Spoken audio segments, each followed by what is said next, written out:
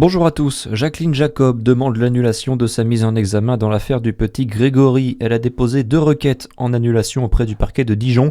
Elle estime ne pas avoir pu s'exprimer pleinement lors de son audition.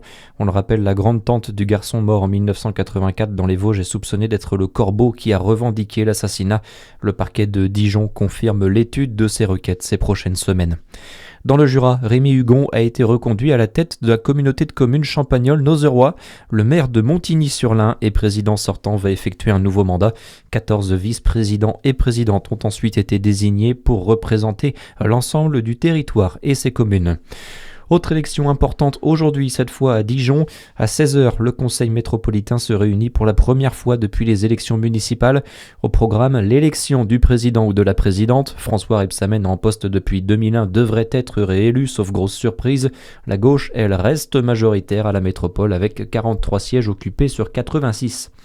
Jusqu'à 750 € d'amende, c'est ce que risquent les propriétaires de chiens depuis hier.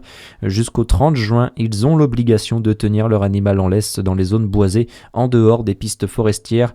Un arrêté ministériel qui date de 1955 et qui vise à garantir la sécurité et la tranquillité des animaux de la forêt en pleine période de reproduction et de mise bas. Si dans l'ensemble la mesure est comprise par la population, Cyril Meunier, chef d'unité à l'OFB du Jura, nous explique que certains maîtres n'ont pas encore conscience du comportement de leurs chiens. Les propriétaires de chiens ont souvent tendance à penser que peut-être que les chiens des autres, effectivement, risquent de capturer des animaux, mais le mien, je pense pas qu'il le ferait. Et ils ont toujours tendance à confondre, non, c'est pas un chien de chasse, il n'est jamais allé à la chasse, donc il n'y a aucune raison que mon chien veuille du mal aux autres animaux.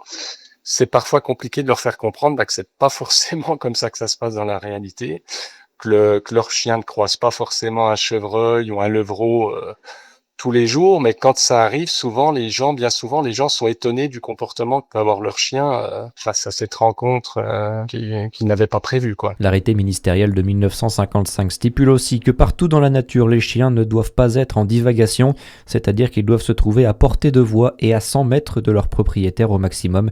Cette règle est en revanche valable tous les jours de l'année. Dans le reste de l'actualité, l'arrivée d'un texte controversé à l'Assemblée nationale. La loi Yadan est examinée à partir d'aujourd'hui par les députés. Elle ambitionne de lutter contre les nouvelles formes d'antisémitisme en réponse à l'explosion des actes antisémites dans le sillage de l'attaque du 7 octobre. Mais le texte divise. Ses opposants estiment qu'il ferait peser un risque sur la liberté d'expression. La pétition contre cette proposition de loi a récolté plus de 700 000 signatures. Et puis le coup d'envoi des championnats d'Europe de judo, ils se tiennent en Géorgie jusqu'à dimanche. Pas de Teddy Riner ni de Clarisse Abdenienou, mais une vingtaine de Français en lice. Première médaille en jeu dès cet après-midi. Très bonne journée sur Fréquence Plus.